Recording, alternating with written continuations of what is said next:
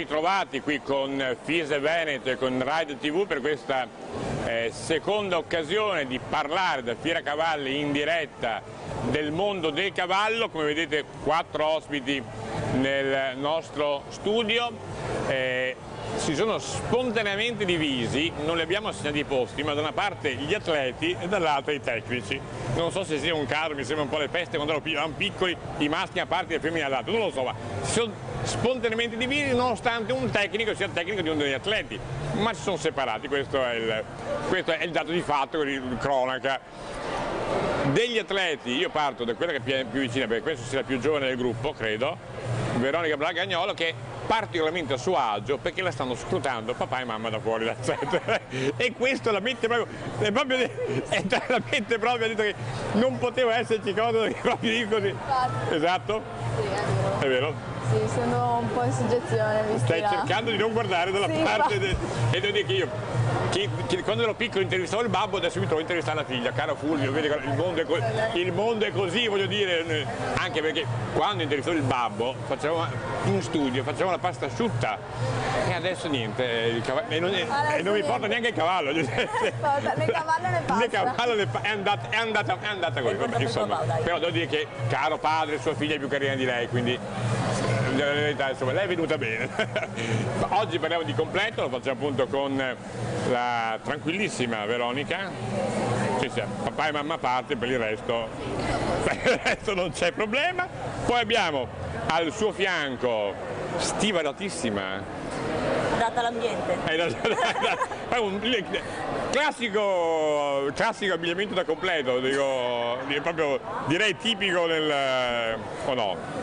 No, non esattamente. Io chiedo scusa, devo guardarmi i nomi, altrimenti non me li ricordo. Anna Niero, sì. Dico bene. Poi c'è colei che si occupa di Veronica, che è la colpevole. La colpevole, esatto. Ah, di tutto, la colpevole. Non è proprio il massimo del... È colpa mia. Ti prende qualche colpa? Certo, assolutamente appunto, sì. Abbiamo Elisa Caruso. Esatto. E poi un vero maestro, possiamo definirlo così, Roberto Lodatori? Anche per l'età, insomma. Ah, per l'età, anche per vecchissima.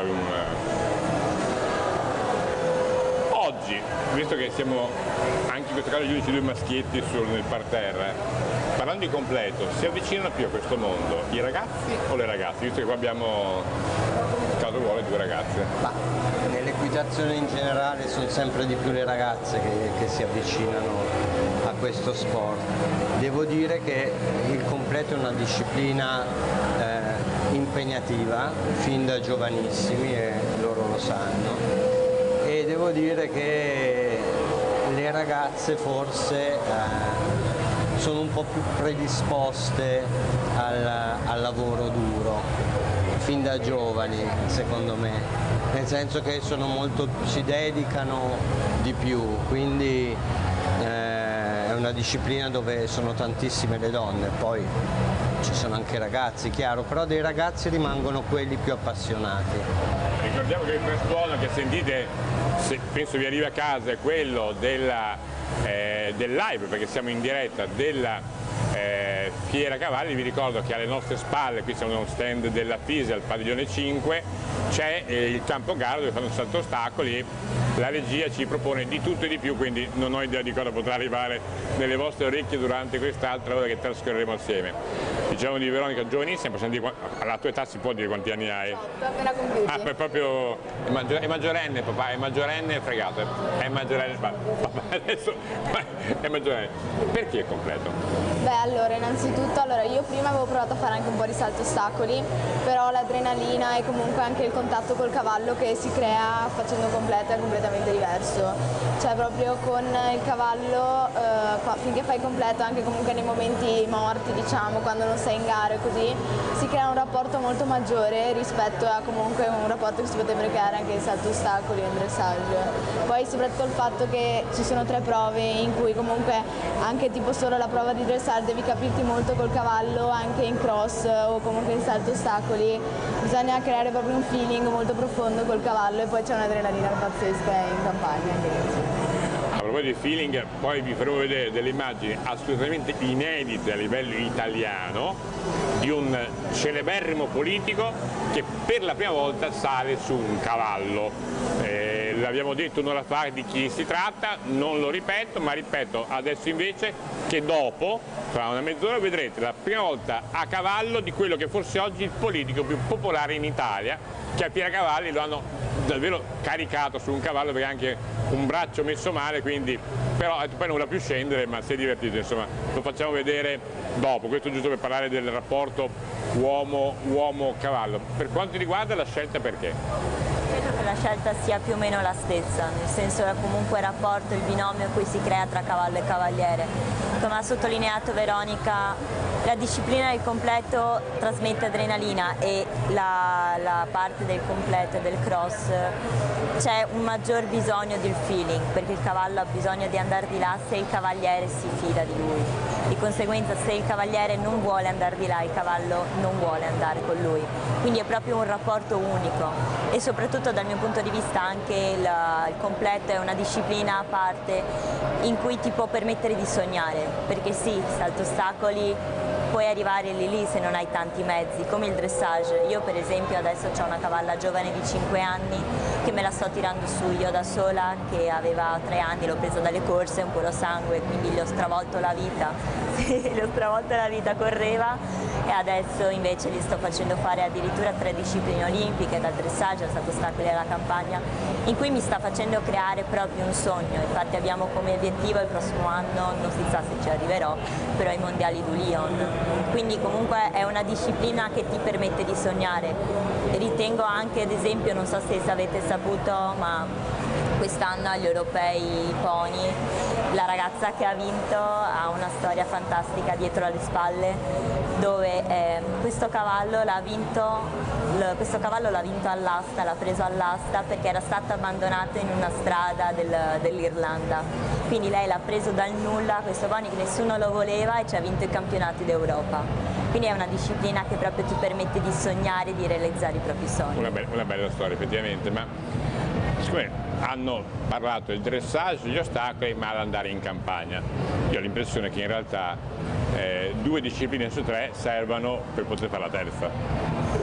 Nei desideri del completista 2 discipline su 3 servono per arrivare poi alla campagna. Certo. Stavo ripensando a quello di cui parlavano loro, che è secondo me veramente quello che rappresenta questa disciplina. Parlava del fatto che è una disciplina che fa sognare, è vero, ma sono sogni che poi si realizzano molto spesso.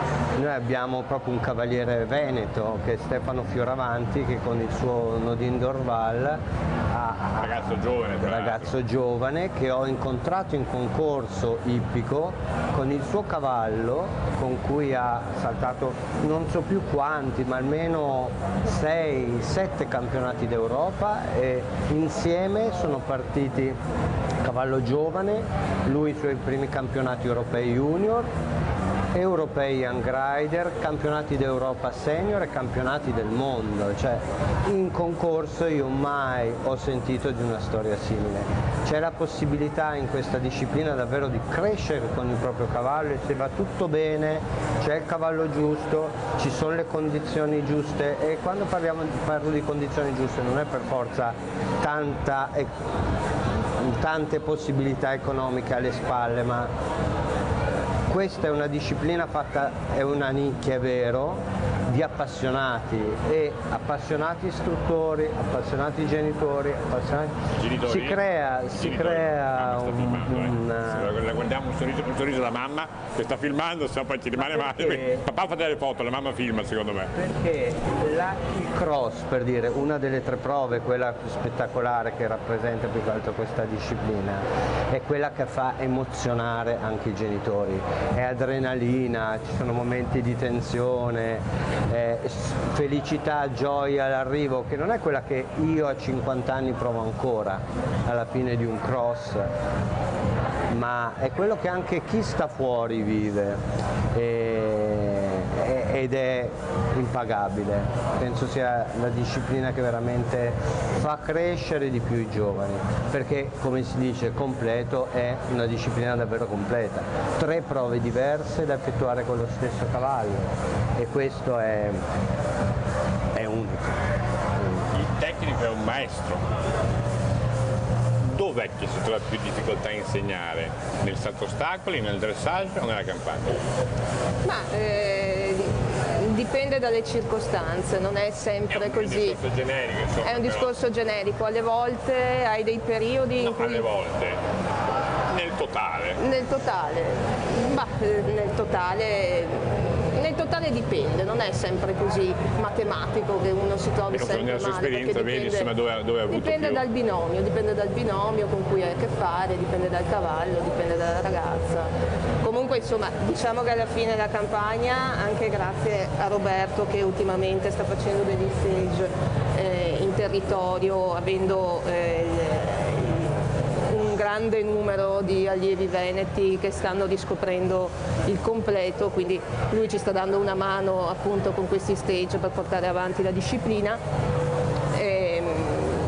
La campagna o comunque il cross è quello che riesce a darti più risultati o comunque più soddisfazione. Io ho chiesto qual è più difficile. Più difficile sono le altre due.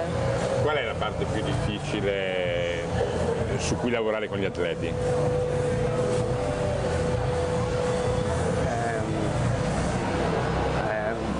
Parlando di singoli binomi,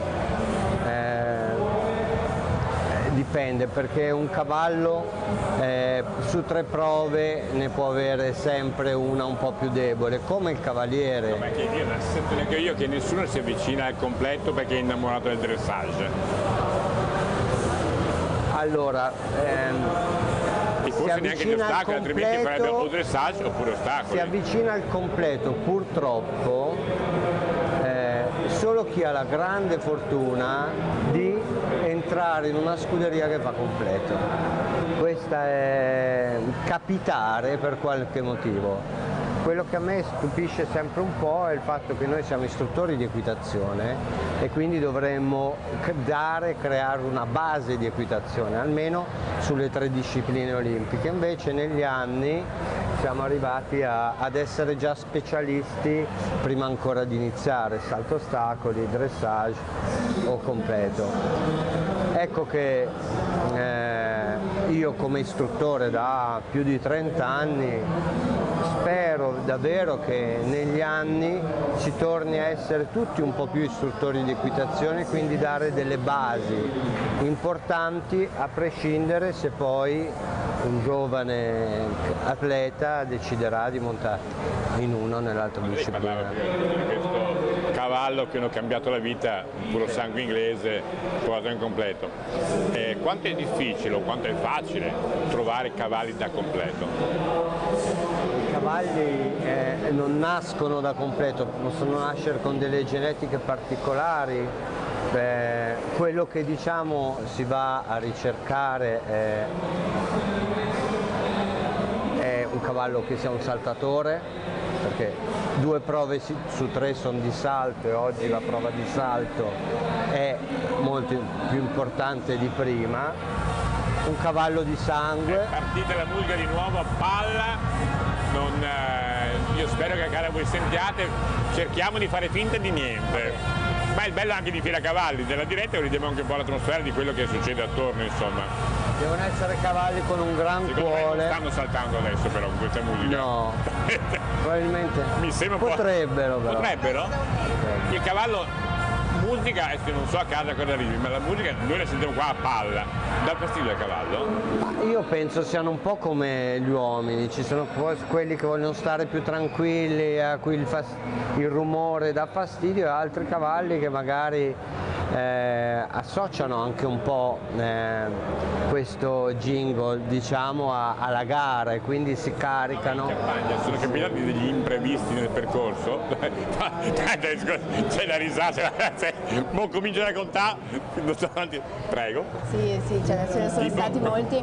Tipo una volta a Ravenna, essendoci là comunque una pineta, quindi tu fai il percorso all'interno appunto di questo bosco con dei percorsi tracciati appunto, e mi è capitato che c'era una persona con dei cani che mi hanno attraversato la stradina finché io stavo passando col cavallo, il mio cavallo ha preso paura e sono finita dentro la siepe dall'altra parte. Dopo non so come sono tornata fuori e ho continuato.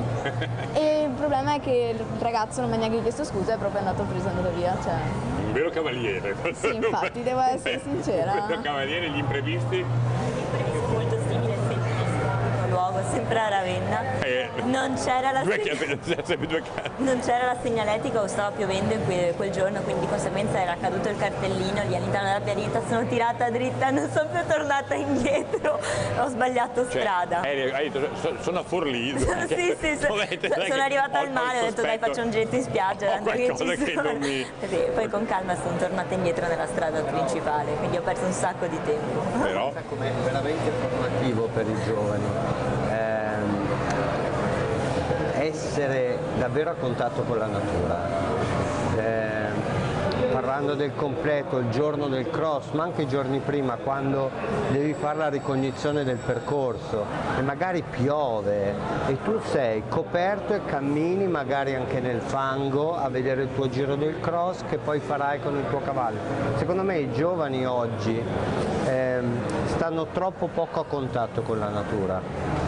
E il completo ti dà questa possibilità anche di vivere, io adesso ho parlato della pioggia, del vento, uno dice oh mamma mia, però io trovo sia veramente importante avere il contatto con la natura, il cavallo, con anche le avversità, perché è capitato a tutti noi di fare delle gare dove c'era una pioggia battente, e partire con il proprio cavallo. La cosa bella è che sei da solo con il tuo cavallo, cosa che non in tutte le discipline è possibile, dove 3, 2, 1 via, sei solo con il tuo cavallo, veramente io lo trovo una cosa molto romantica, a galoppare, saltare, a superare le avversità insieme, gli ostacoli. Io trovo che sia per la crescita di un giovane la disciplina più formativa in assoluto. il tecnico si preoccupa di più quando i suoi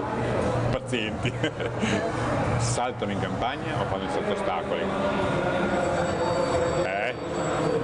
Magari non bisogna assolutamente farlo vedere, però magari un po' di apprensione sicuramente c'è. In quale delle due discipline? Probabilmente più il cross, sicuramente. Il cross? Sì, sì. Un po' di apprensione c'è, anche perché non li vedi, i salti ostacoli ce li hai lì, li vedi. E invece quando partono per il cross sei fortunato se riesci a vedere i primi salti e dopo spariscono. Adesso diamo l'opportunità a loro di dire una bugia, vediamo questo.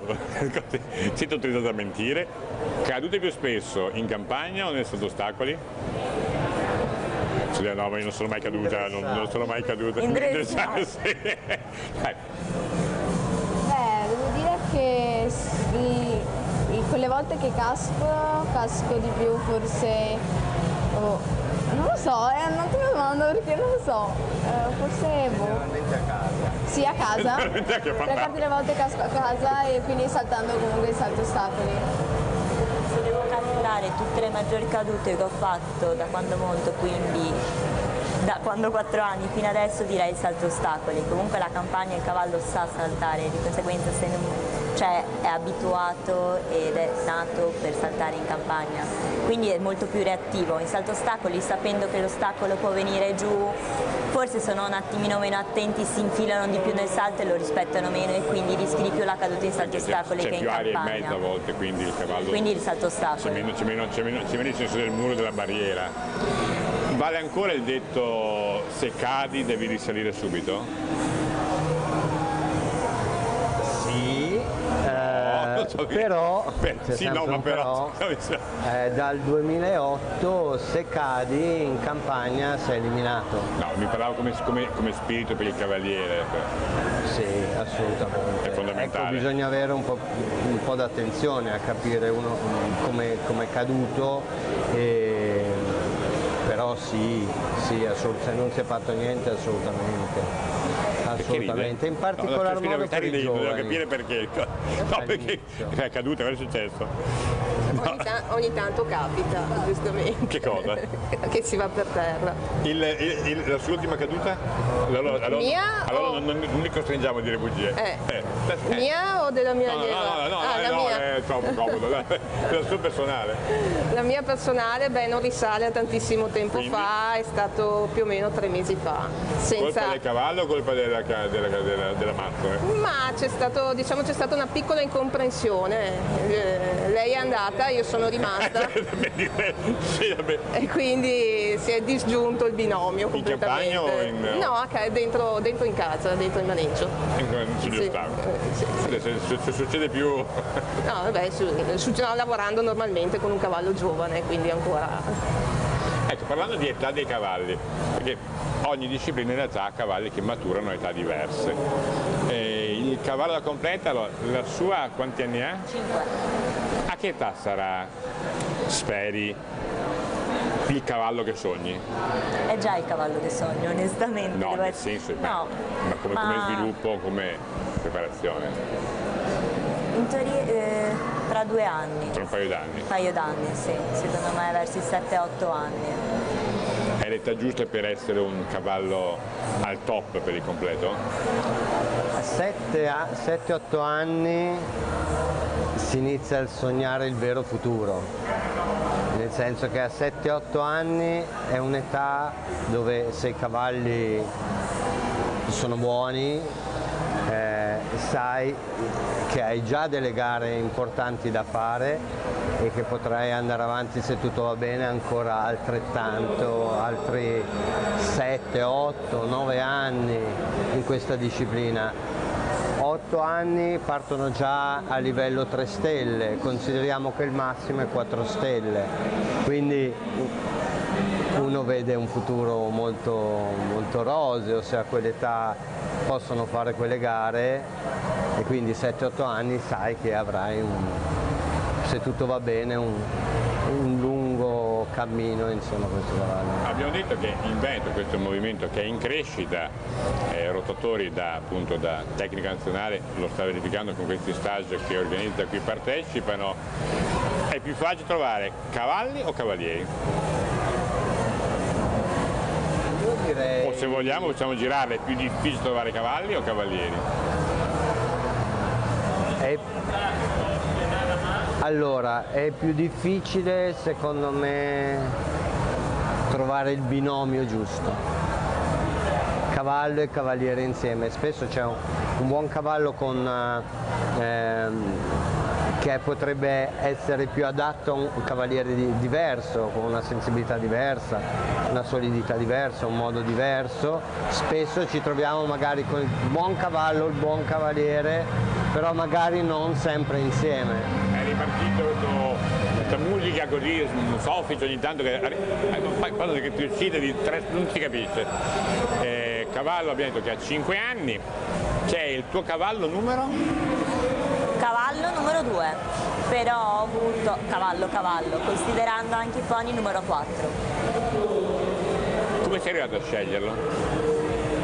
Ho sempre voluto un cavallo giovane onestamente da tirar su. Ho avuto inizialmente un pony scalloncino con cui ci ho fatto i 2 stelle pony, quindi circuito internazionale, e l'avevo presa agli 8 anni e da lì comunque era un'età molto giovane considerando che io avevo solo 13 anni quando l'ho preso, è stato un azzardo, però ho creato un binomio con quel pony veramente unica e quindi ho sempre voluto prendere, quindi intraprendere... Ma come l'hai scelta poi? Avendo l'idea, come l'hai scelto questo cavallo? Questo cavallo? Tramite la veterinaria, la Sabrina Sirelli, che purtroppo non è qui con noi oggi perché è giù a fare una gara a Montelibretti, e lei ha avuto sempre puro sangue e li ha sempre tirati su lei da sola. Lei si chiama La Ganza.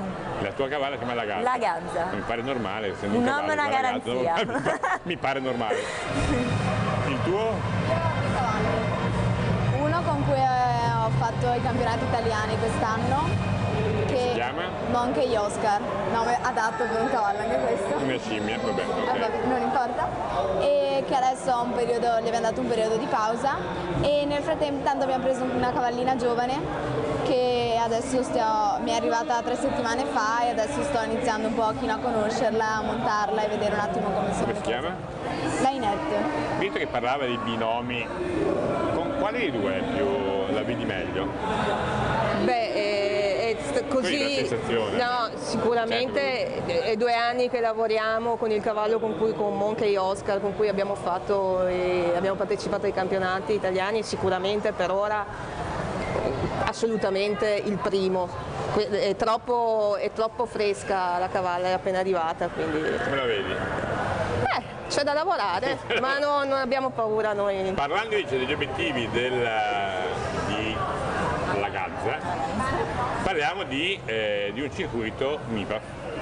Circuito riservato ai cavalli giovani dei 4 e dei 5 anni, organizzata proprio dall'associazione MIPAF, dove in tutta Italia fanno una serie di Anche qui c'è un appuntamento importante. prossimo weekend giù ai Pratoni del Vivaro, che c'ho la finale, che la cavalla si è qualificata recentemente. C'è bisogno di una qualifica per accedere alla finale, bisogna fare una tappa che viene processa all'interno dell'anno. Saresti contenta se La finisse e sarebbe felicissima la cavalla con tanta facilità. Non avesse nessun tipo di problema e tornassi a casa felice con la cavalla che mi ha fatto un bel percorso in campagna, un bel percorso di salti ostacoli, un bel dressage, io sarei felicissima. Non mi interessa più di tanto il risultato perché, come ho spiegato prima, è una cavalla che comunque viene da niente, quindi non ha la mega genealogia dietro e non è nata per saltare. Quindi già trovarmi a competere con cavalli che invece sono nati per fare questo lavoro, essere lì con loro e finire la gara, sarei felicissima. Prima di chiudere sul completo, possiamo dire che una cosa bella di questa disciplina e che forse è diversa dagli ostacolisti è l'atmosfera? Assolutamente sì. Dire, per chi non, magari a volte faccio paragoni che possono sembrare, ma paragonare il completo agli ostacoli è un po' come paragonare il rugby e il terzo tempo al calcio.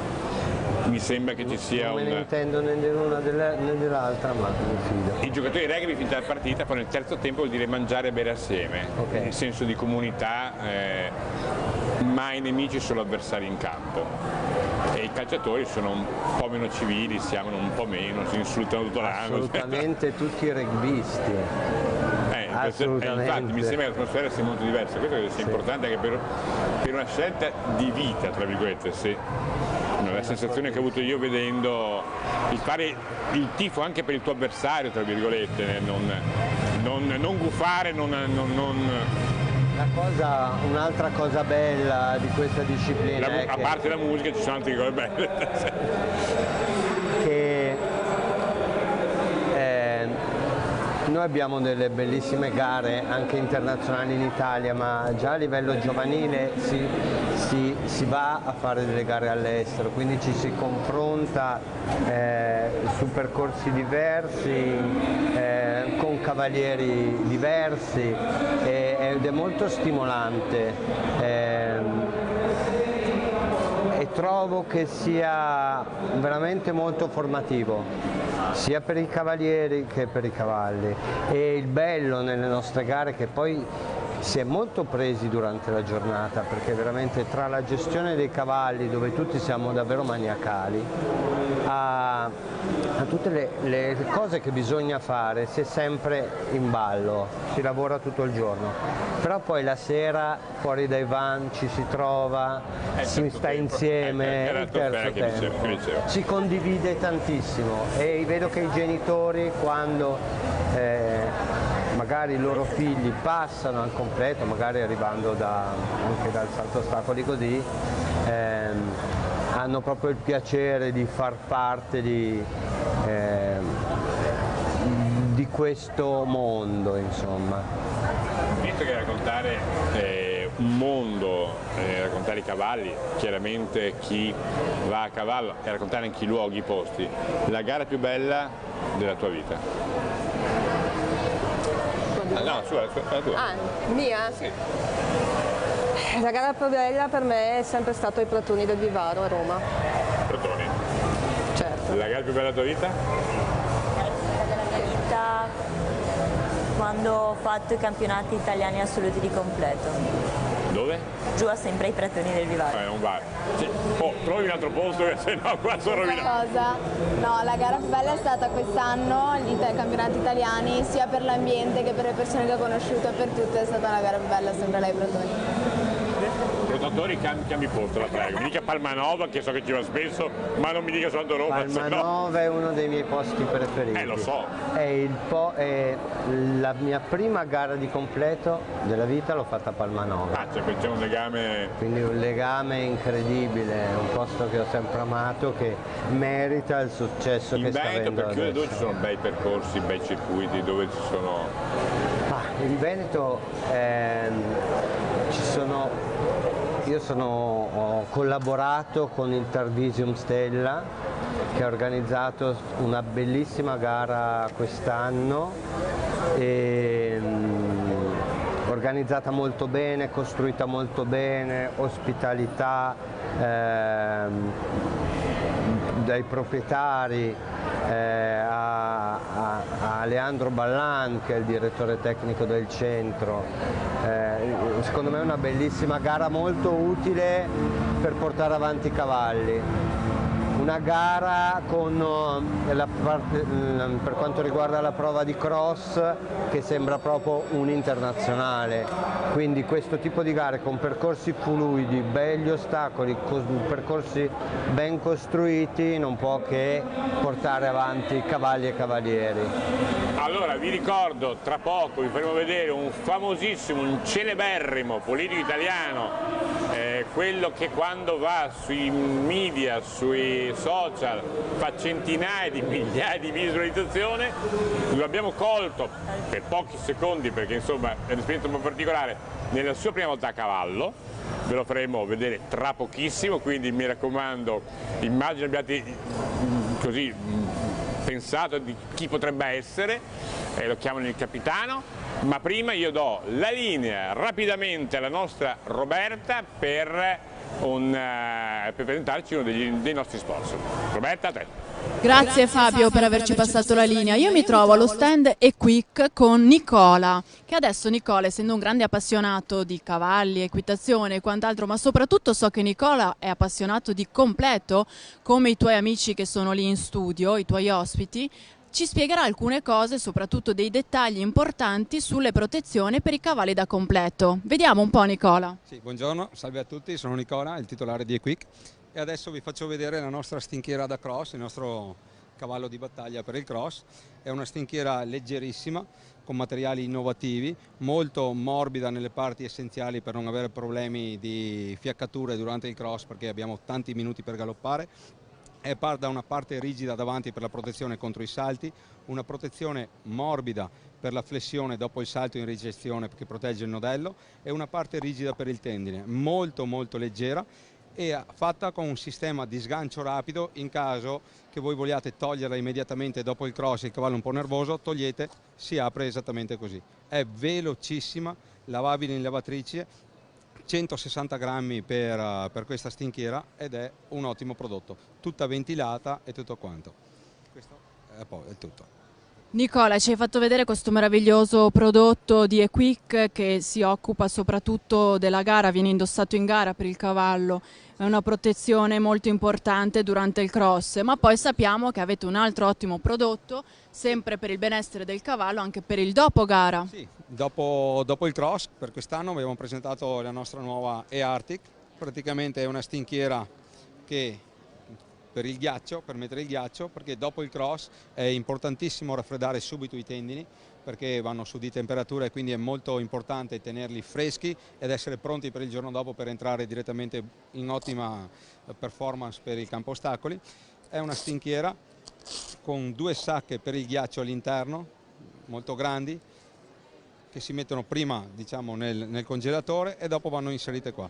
Calza perfettamente sulla gamba del cavallo, ha questa parte molto anatomica sul cavallo, che serve a non scendere, si usa per 20 minuti ed è fantastica. Esterno in cordura, scusa, ed ha un fitting veramente eccezionale. Ottimi prodotti qui allo stand eQuick per tutti i nostri amici del completo, appassionati di equitazione di tutte le varie discipline. Ringraziamo Nicole e ripassiamo la linea a Fabio al nostro stand Padiglione 5. Grazie Roberto, io leggo il labiale perché col rumore che c'è qui francamente non sono neanche riuscito a sentire cosa hai detto, ma grazie mille per averci ripassato la linea. Noi abbiamo proposto nel talk show precedente l'intervista al Ministro degli Interni e Vicepresidente del Consiglio, onorevole Matteo Salvini, il quale ha parlato dei cavalli e ha detto sì, li guardo, li ho visti, porto i bambini, ma lui non era mai salito su un cavallo, non era mai salito su un cavallo, perché da quest'oggi non lo può più dire. Scusa, se mi vede l'ortopedico. Grazie. Oh. Matteo, adesso guarda qua. Facciamo un live. Aspetta. Fabio, live. 20 secondi. Aspetta un secondo che ho fatto lo sforzo, mi sono giocato il un attimo.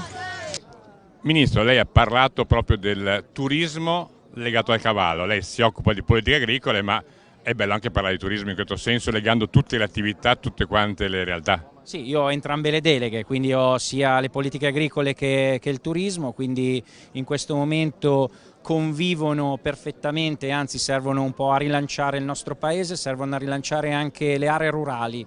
Il cavallo è uno dei quei punti di forza che servono un po' sia al turista, all'agricoltore. Il cavallo in questo momento ha varie sfaccettature, quindi ben venga. Un cavallo è stato anche penalizzato dal punto di vista della tassazione, tanti problemi legati a questo mondo, i nostri impianti sono anche in crisi, quelli agonistici, insomma è un settore da ripensare molto, credo. Sì, è un settore da ripensare, ha detto giusto, è un settore su cui abbiamo deciso come Ministero di metterci l'occhio. Io ho tutto il discorso relativo all'ippica e quindi vogliamo rilanciare anche questo settore. Abbiamo istituito un gruppo di lavoro di tecnici con il Ministero in modo da vedere che cosa si può fare. Non posso pensare che ci siano stati come la Svezia, come la Francia o altri stati anche europei che hanno il cavallo è uno dei punti di forza, invece in Italia stiamo vivendo una stagione non positiva. Siamo in Verona, siamo in Veneto, Fiera Cavalli 120 anni, grandissima storia,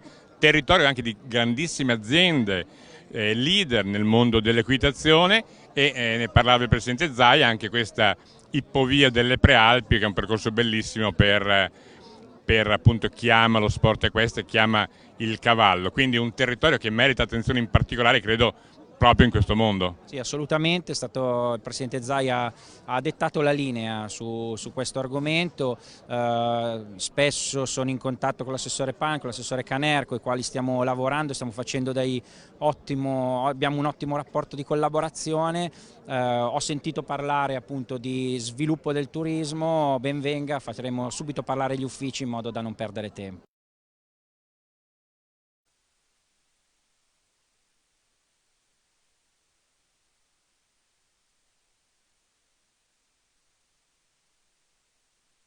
Ministro delle politiche agricole e forestali, a cui fa riferimento quel circuito MIPAF di cui parlavamo prima e che così ha puntualizzato alcuni aspetti anche economici per quanto riguarda il mondo dell'equitazione. Andiamo in un'altra parte di questo mondo così poliedrico, così pieno di sfaccettature e mi sembra doveroso per un minimo di galanteria presentare prima qua. I nomi sono fantastici, avete sentito che per esempio chi fa endurance vuole essere chiamato endurista, mentre qui non abbiamo una mazza, non abbiamo una cavallerizza, però non va a piedi, va a cavallo anche lei, c'ha una mazza.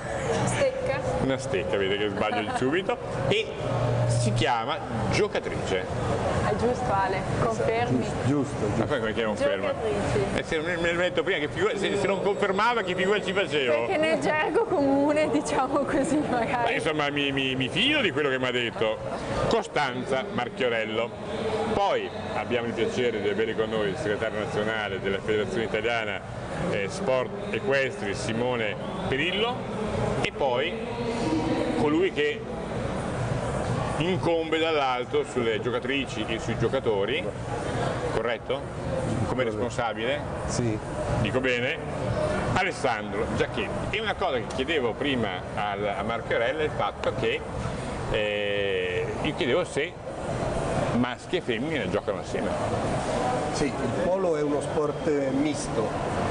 Però lei mi diceva. Nel senso che fino all'anno scorso, anche in eventi internazionali come europei e mondiali, le donne potevano giocare insieme agli uomini e tuttora è così. Però dall'anno scorso è stato istituito per la prima volta un campionato europeo femminile. Gli uomini non possono giocare con le donne, siamo noi gli esclusi. Esattamente. Come se la ride. Esattamente. E al contrario, quindi hanno un campionato europeo dedicato solo in rosa, insomma, campionato europeo. Una verità, adesso lo chiedo prima, allora, perché abbiamo visto che in altre discipline, parlavo prima dell'endurance, del completo, le nuove leve, comunque il mondo è molto soprattutto al femminile nei numeri. Nel polo? Allora, nel polo è diverso, nel senso che gli uomini sono e saranno sempre superiori a livello di gioco, di tecnica. Parlavo di numerico, di partecipanti. Allo stesso modo numerico, direi che gli uomini, assolutamente sì. Il polo femminile dagli ultimi anni ha avuto un grande boom e quindi sta prendendo molto piede, soprattutto in paesi come l'Argentina, l'Inghilterra, gli Stati Uniti. La grande crescita sta avvenendo proprio nel polo femminile. Noi maschi siamo un po' bambini, se c'è da giocare ci siamo. Sì. No, perché sembrerebbe così. Nell'endurance no, sono più delle ragazze, nel completo sono più delle ragazze. Qui, siccome siamo giocatori e giocatrici, se c'è da giocare siamo tutti. Lei si la ride, ma che potrebbe essere? È una battuta normale, però insomma, sì.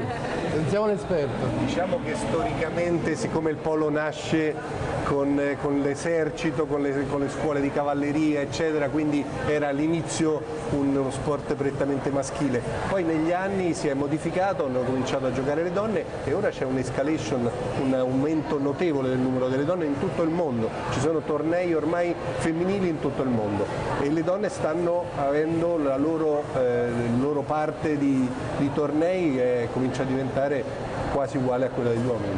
Cosa diciamo come FIS su questa disciplina sportiva? Questa disciplina sportiva, come prima cosa facciamo i complimenti, perché grazie a Costanza e alle sue compagne di squadra quest'anno abbiamo vinto una prestigiosa medaglia d'argento ai campionati europei di polo e l'anno scorso una medaglia d'oro, quindi sono risultati straordinari. Anche in campo maschile abbiamo conseguito una medaglia d'oro ai campionati maschili europei quest'anno, che è un risultato che mancava da quasi un ventennio in Italia, quindi sono campionati misti, campionati misti, assolutamente. Anche maschili, sì. Io taccio. Certo, sì. Anche perché c'era una ragazza che giocava nella squadra olandese, perché c'era un giocatore olandese che si era fatto male e è entrata una ragazza dell'europeo femminile che giocava sia l'europeo misto sia quello femminile. Nella squadra italiana c'erano ragazze? No. No, la squadra italiana no, ma quella era solo dati uomini. da fare, Mi è capitato molte volte, devo dire, di giocare con la squadra italiana. Però I maschi menano? I maschi menano molto meno delle donne, ma molto meno delle donne. Assolutamente sì. La domanda mi sorge spontanea. Com'è il livello di correttezza? Siamo sinceri, sì. non fare no, tutto bene, la verità, la correttezza. No, allora devo dire che in questo senso il polo mi è capitato rarissime volte di trovare comportamenti poco corretti in campo, direi quasi mai. C'è da dire che giocando con le donne, che magari per tanti anni hanno giocato solo con uomini, appena si affaccia al mondo del polo femminile ci si sente forse ancora un po' più competitive, la competizione si sente di più e quindi di conseguenza si gioca in maniera un po' più dura sull'uomo, però sempre in maniera molto corretta, questo ci tengo a dire. Nel polo qual è il rapporto col cavallo? abbiamo dei legami fortissimi con i nostri cavalli, perché ricordo che per giocare a polo 4 cavalli bisogna averli per partita.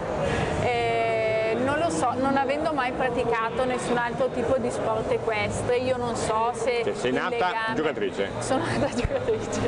Parti col poker, poi va. Vabbè, com'è che nasce giocatrice? Beh, io Di famiglia? ho ereditato una passione del papà, ecco, sì. Ho ereditato una passione del papà che giocava e che quindi ho iniziato molto piccola a giocare. Le prime volte sono salita a cavallo, avevo 6-7 anni, quindi è stato... Le altre discipline non ti hanno mai tentato? No, sinceramente no. Ma perché sì, tutta la mia vita ho praticato questo sport, le vacanze erano orientate al polo, dopo scuola c'era il polo, nei weekend il polo, quindi non c'era tanto spazio per altro. Giacchetti tutta la vita nel polo o ha avuto anche qualche sbandamento? No, io ho iniziato a 10 anni, facevo equitazione, facevo salto completo, poi dopo 10 anni ho per caso conosciuto il polo e non l'ho lasciato più. Quindi sono ormai... Qual è scattato? Qual è il polo è affascinante per una serie di elementi. Uno, perché è un gioco di squadra, quindi è come giocare a calcetto con gli amici. Due, perché c'è il rapporto col cavallo che comunque è affascinante, è un gioco veloce, c'è un fattore adrenalinico anche perché è comunque uno sport dove bisogna stare attenti, c'è una certa dose di rischio. E poi c'è anche una certa goliardia nel polo, il dopo polo è divertente, si sta sempre intorno a un tavolo con una birra in mano o comunque tra amici, è un modo per socializzare e si parla la stessa lingua in tutto il mondo, quando si parla di polo è sempre lo stesso argomento, la stessa cosa. Nel polo c'è il problema dei campi. Perché occorre spazio. Occorre spazio, ci sono in Italia alcuni centri di eccellenza, a partire dalla Sesta Polo Club dove abbiamo disputato i campionati europei, a Roma, a Milano, qui in Veneto, in Friuli. È chiaro che il campo da polo è più impegnativo per le sue dimensioni, ma la federazione, grazie al lavoro di Alessandro Giachetti, sta sviluppando un progetto strategico per due motivi. Uno, perché guarda il problema dei campi, ossia Arena Polo, che permette di utilizzare campi più piccoli usando la sabbia, la silicia che viene usata per salto ostacoli, con uno schema di gioco che non è a 4 giocatori ma a 3 giocatori. L'abbiamo sperimentato con successo anche in un'arena prestigiosa come Piazza di Siena, dove sia l'anno scorso nell'Ovale quando era ancora in sabbia, sia quest'anno al campo del Galoppatoio abbiamo organizzato partite di arena polo che sono più facili da organizzare date le dimensioni ridotte del campo. Quindi è vero, il polo ha questo tema delle dimensioni dei campi, ma che sono anche dei campi di una bellezza straordinaria, quindi diciamo, è qualcosa su cui si può lavorare e comunque si sta lavorando anche nel creare un progetto di coinvolgimento più semplice e più accessibile per una base che sta crescendo e che qui in Veneto ha campionesse come Costanza. Nel Paleolitico, quando io mi affacciavo all'equitazione facendo ostacoli, gareggiavamo con i cavalli del circolo ippico. Oggi nel polo è possibile giocare con il cavallo di un altro? Sì, è più difficile, nel senso che almeno per la mia esperienza, tutte le volte che ho la possibilità di giocare con i miei cavalli c'è una marcia in più.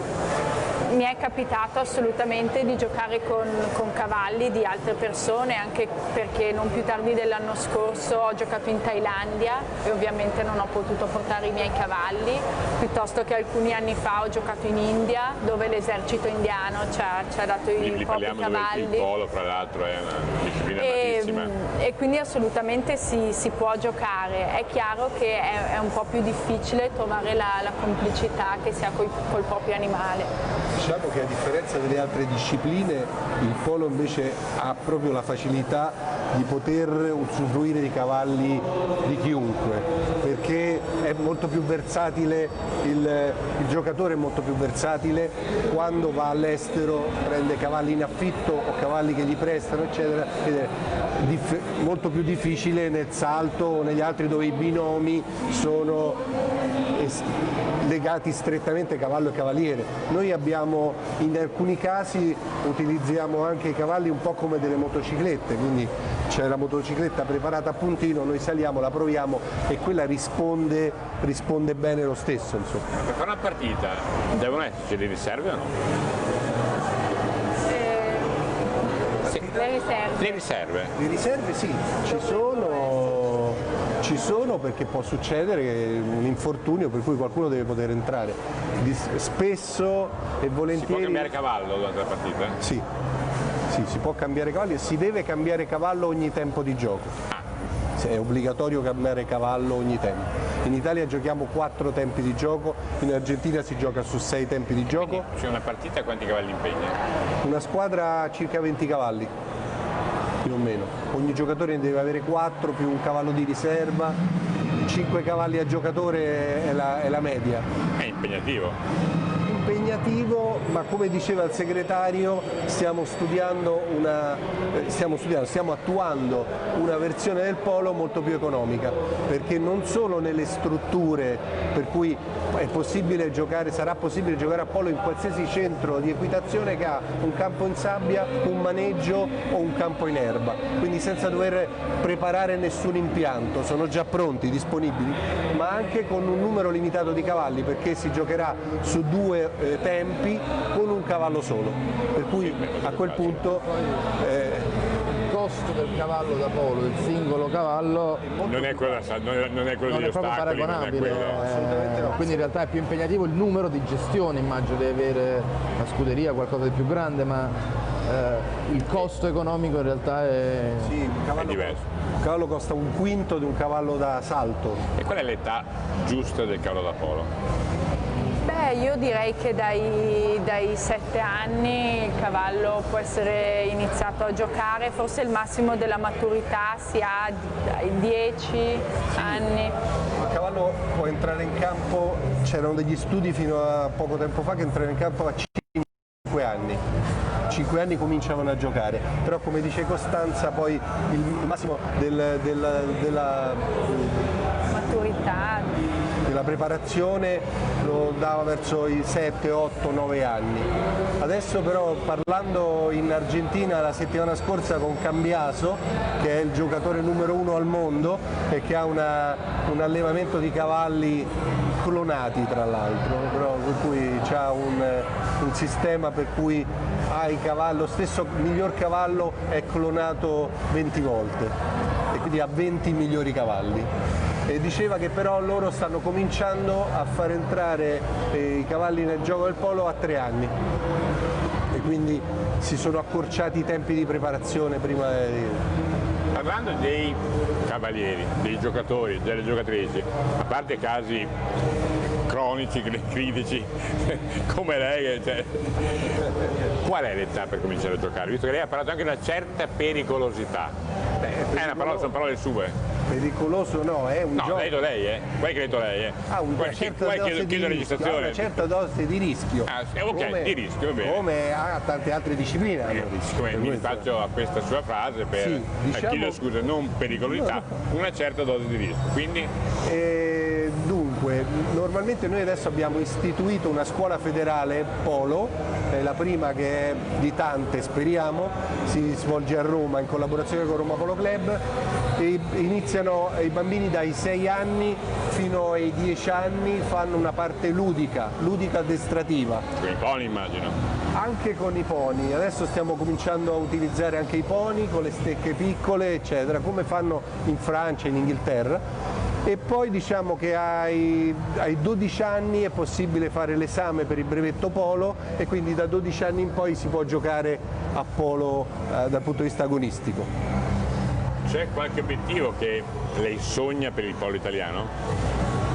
Beh, ce n'è uno abbastanza ambizioso. L'anno scorso siamo andati all'assemblea della Federazione Internazionale Polo e abbiamo lanciato l'idea di portare il polo di nuovo tra le discipline olimpiche, ma invernali.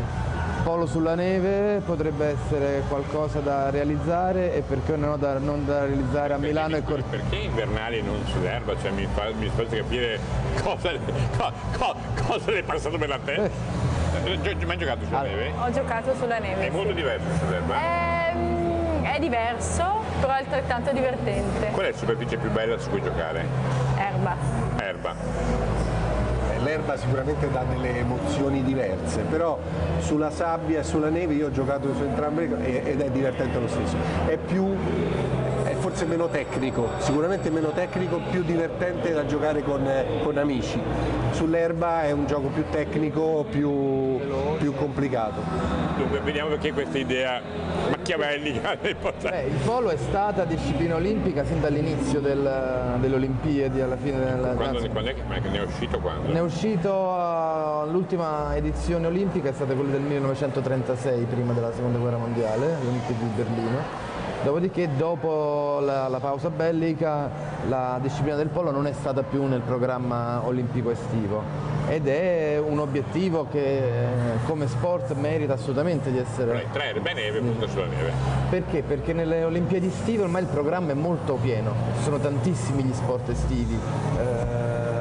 Adesso alle prossime Olimpiadi di Tokyo sarà anche il surf, sarà disciplina olimpica. Quindi è difficile immaginare per una nuova disciplina equestre aggiungersi al programma delle Olimpiadi estive. Viceversa, nelle Olimpiadi invernali tu potresti avere la possibilità di aggiungere una disciplina... Twirling e fare un polo sulla neve. No, voglio dire, onestamente. È meglio il polo sulla neve. Anche per le televisioni. Esatto. E poi adesso abbiamo in campo Milano, Cortina, siamo in Veneto, che stanno lì, che sognano e noi con loro di portare le Olimpiadi invernali nel 2026 qui di nuovo in Italia. Perché no? Cortina è sempre stato un posto dove il polo sulla neve è stato giocato, sarebbe, ecco, quello sì è un sogno veramente che ho per il polo. Che emozione sarebbe partecipare a una competizione olimpica? Penso il massimo a cui un atleta possa ambire, sarebbe un'emozione grandissima. Il polo continua a regalarmene perché davvero i traguardi che continuiamo a raggiungere sono tanti e quindi sarebbe proprio l'incoronamento di una carriera per me. Parlando di endurance, con il Veneto che ha vinto la Coppa delle Regioni, mi ha colpito una squadra che aveva un atleta di 16 anni e uno di 70. Nel polo? Nel polo diciamo che si sta sviluppando nel polo moderno sempre di più tecnicismi, per cui sempre più i giovani sono quelli che possono andare più avanti, però c'è gente che gioca anche ad alti livelli, anche a 70 anni. Anche ad alti livelli? Sì. Quell'argentino che era prima quanti anni ha? No, ne ha 40. È un ragazzino? Sì. Ne ha altri 30.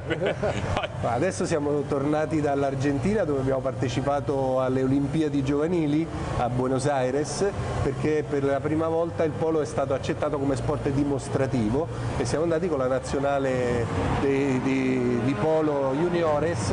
È stata una grande emozione per i ragazzi che sono entrati in un mondo olimpico, è stato importante per loro. Olimpiadi giovanili dove mi piace ricordare che il nostro Casadei invece ha vinto la medaglia d'oro nel salto ostacoli. Bene, il sogno della giocatrice qual è? Devo dire che uno dei miei sogni si è avverato l'anno scorso vincendo il primo campionato europeo in Francia. È stata una vittoria assolutamente... Non si può smettere di sognare. No, assolutamente. Quindi il prossimo? Dobbiamo aspettare un campionato mondiale. In questo momento quanto è sogno o quanto è realizzabile? Al momento è difficile, però no, si può realizzare. Mi fa piacere che le federazioni, la FISE, davvero vedo che si stanno tutti molto interessando a questo sport e l'aiuto di tutti è davvero importantissimo. Ultima cosa, in Italia il pubblico come risponde? Abbiamo fatto degli esperimenti di Arena Polo a Piazza di Siena ed le tribune erano piene, quindi c'è un interesse. Gli europei adesso di polo che abbiamo fatto a Villa Sesta, al Polo Club di Villa Sesta e in Arezzo, avevano le tribune piene di gente, quindi c'è un interesse sia dalla parte del pubblico che degli sponsor, della comunicazione. Ricordare pure il Polo fra gli Ulivi l'estate scorsa, un'iniziativa organizzata da Fuse Puglia vicino Fasano, un torneo di polo organizzato tra gli Ulivi appunto nella provincia pugliese, la prima mondiale, e il richiamo del pubblico era impressionante, nel senso che a polo si è giocato fino all'anno scorso solo fino a Roma, al sud di Roma mai, per la prima volta adesso l'abbiamo esportato in Puglia. E il richiamo è forte, quindi diciamo, è sicuramente una disciplina che affascina e crea simpatia. Ultima domanda, visto che hai parlato di gare, di partite, si dice partite? Partite. Di partite giocate un po' in tutto il mondo, qual è quella che hai vissuto con più pubblico? Allora, India sicuramente abbiamo giocato, era il Golden Jubilee, quindi per loro era una ricorrenza importante. Abbiamo giocato la squadra italiana contro la squadra indiana e lì abbiamo vinto, e abbiamo vinto, però è stato tanti anni fa, perché è stato nel 2007, quindi io non ero ancora maggiorenne. E lì ricordo che c'era tantissima gente. Che effetto fa giocare con tanto pubblico? Dico, in realtà allora fa sempre piacere, è una bella emozione, però dopo qualche secondo dall'inizio della partita sì, devo dire di sì, anche se comunque è sempre bello sentire anche il calore delle persone. È stato bello l'ultimo campionato europeo in Italia, perché sono riusciti a venire a vederci amici, parenti, e non capita spesso con il polo. Io gioco più forse in Italia, più forse all'estero che in Italia. Quante partite all'anno? Adesso poche, purtroppo devo conciliare il lavoro con questa grande passione. Quando giocavo tanto era una quindicina di tornei l'anno. Quindicina di tornei? Di tornei che quindi sono all'incirca un weekend. Una sessantina di partite, 50-60 partite. Va bene, noi speriamo di aver incuriosito un po' il pubblico a questo sport, a questa disciplina, che magari qualcuno abbia voglia di avvicinarsi, di scoprire se potrebbe essere il modo di andare a cavallo della sua vita. Grazie ai nostri ospiti per averci fatto compagnia. Con FISE e Ride Veneto, mi raccomando, in questi giorni di Fiera Cavalli continuate a seguirci. Grazie.